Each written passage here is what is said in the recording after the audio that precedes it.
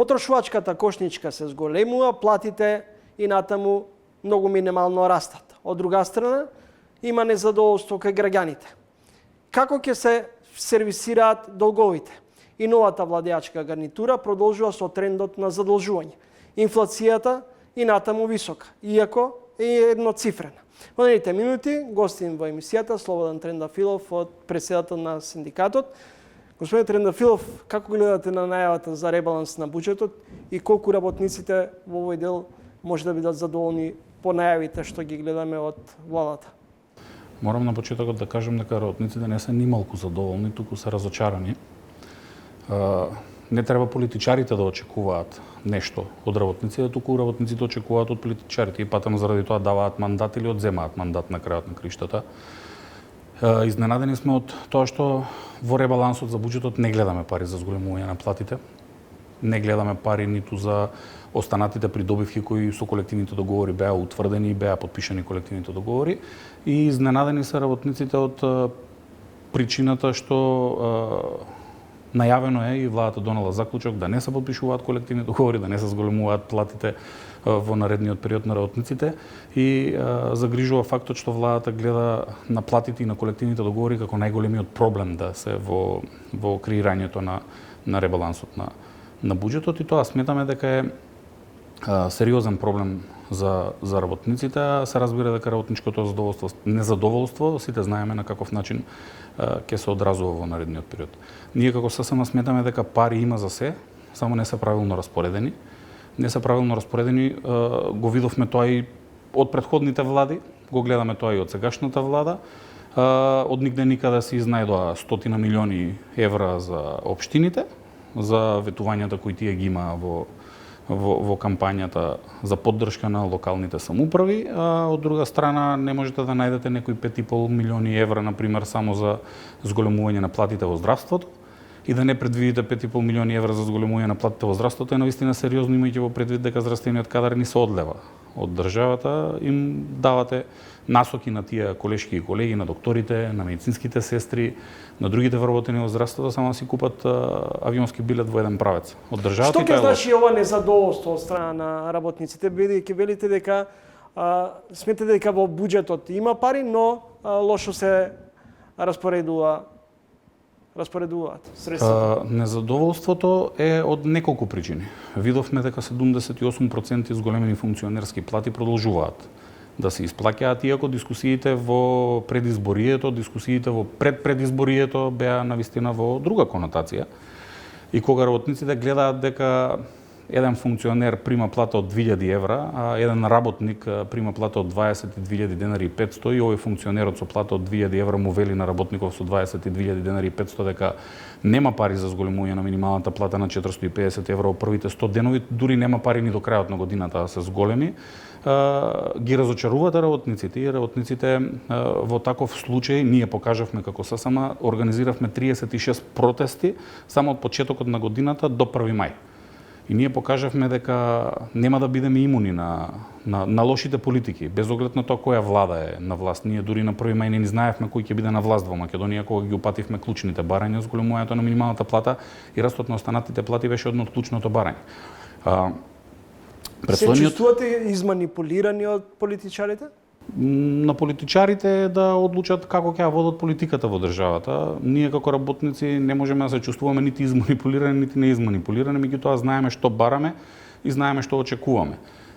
Кога ќе ви ги изневерат очекувањата, преминувате да ги превземате сите останати непопуларни чекори кои ги имате на располагање како работници и како синдикати. Дури синдикатите да не превземат апсолутно никакви чекори во наредниот период, работниците сами ќе превземат, поради тоа што инфлацијата се уште за жал е висока. За жал податокот на инфлацијата од Заводот за статистика можеби и не е докрај реален, имајќи во предвид дека работниците знаат со 1000 денари колку купуваа пред 3, 2, 1 година, на почетокот на оваа година, и колку можат да купат денеска и колку се обезвреднети платите. Например, во Македонија работниците се разочарани од тоа што само функционерските плати пораснале за 78% и трошоците за минимум овозможување на достоинствен живот на едно 4-члено семејно домаќинство со синдикалната минимална кошничка која пресметуваме ние, која е пораснала за 3 години 78%.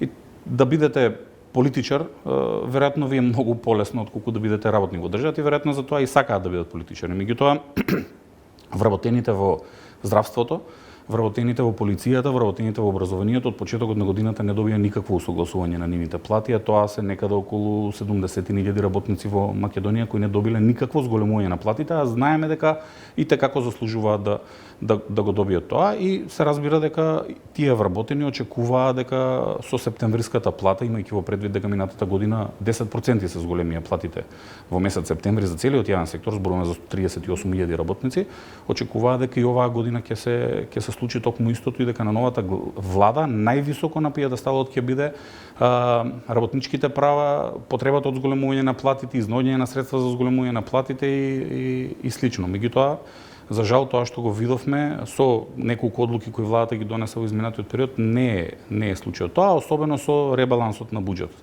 Не можете да не убедувате како работници дека нема пари во буџетот, дека некој друг ги украл парите, фатете го крадецот ако некој друг ги украл парите. Меѓутоа не можеме ние работниците да ги враќаме кредитите кои еве доспеваат, некои 300 милиони треба да се вратат ако не се лажам до крајот на јануари од државната каса, пари кои ние повторно работниците ги плаќаме. И за волја на вистината ги уверувам представниците на владата дека на приватниот сектор апсолутно никаков проблем не му е да се зголемат платите во државата, особено од една причина.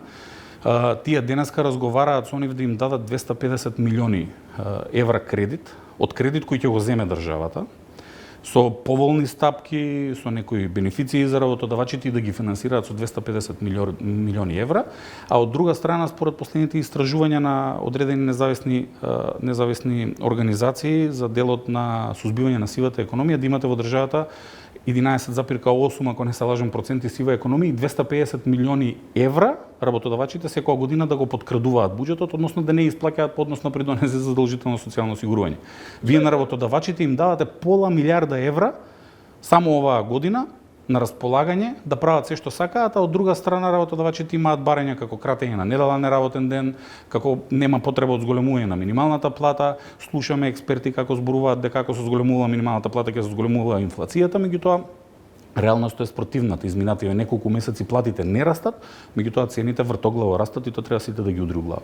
Настрана анализите и проекциите на Државниот завод за статистика во однос на колку на едно четворочлено семејство му треба за да преживее месецот. Сега вам ве прашувам како претседател на синдикатите.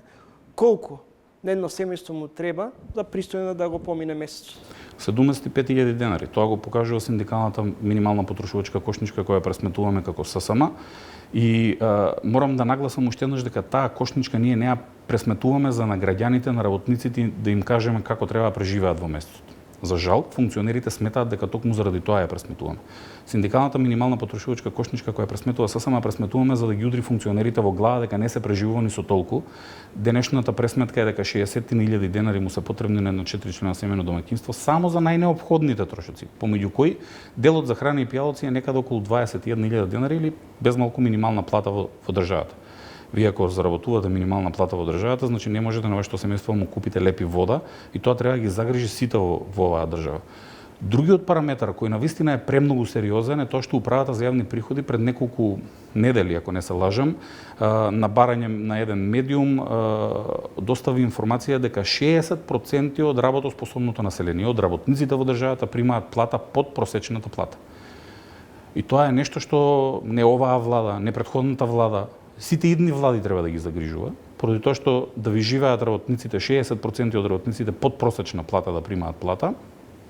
Тоа е сериозен параметар кој покажува дека со две просечни плати па не ја покривате синдикалната минимална кошничка. Во минатото зборувавме за две минимални плати да ја покријат синдикалната минимална кошничка.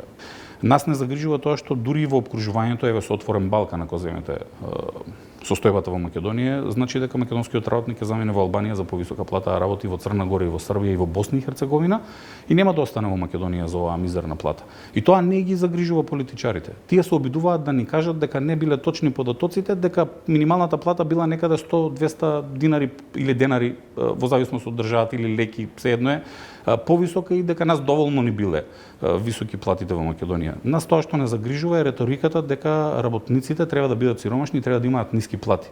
Тоа мислиме дека заврши како период пред едно 10 години и дека не треба да се повторува денеска. Благодарам за гостувањето. Ви благодарам на можноста. Слободан Трендафилов, председател на синдикатите.